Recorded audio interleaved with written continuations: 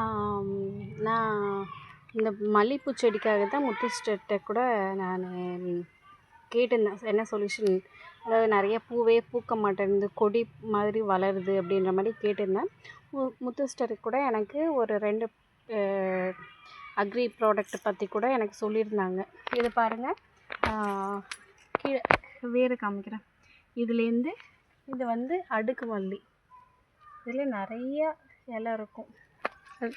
அதே இது பாருங்கள், இது ஒத்த மல்லி. இது அதிகமாக இலை இருக்காது, ஆனால் நிறைய அந்த சின்ன சின்ன இது நிறைய துளுக்குது.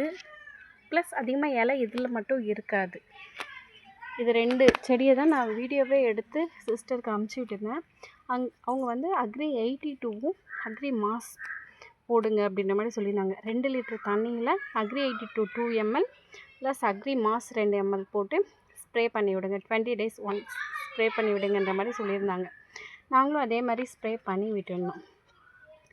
இது வந்து வருஷம் அப்படின்ற மாதிரி இல்லை, இது எப்பயுமே என்ன பண்ணால் அந்த மார்ச் லாஸ்ட்டு ஏப்ரல் ஃபஸ்ட்டு வீக்கில் தான் பூக்கிற மாதிரி இருக்கும். அது கொஞ்சம் தான் பூக்கும். இவ்வளோ வருஷமாக இல்லாத ஒரு ரிசல்ட்டை நான் இந்த வருஷம் பார்த்தேன். அதாவது இந்த ப்ராடக்ட்டு நான் ஸ்ப்ரே பண்ணதுக்கப்புறம் எனக்கு ஒரு சூப்பரான ஒரு ரிசல்ட். எனக்கு பறிக்கவே முடியல, 2 நாள் சுத்தமாக நான் பறிக்கவே இல்லை.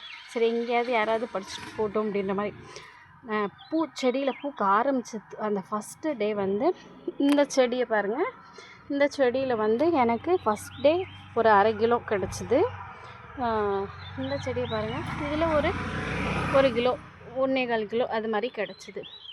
செகண்ட் டே இந்த செடியில் வந்து ஒரு 1.25 கிலோ கிட்ட கிடச்சி.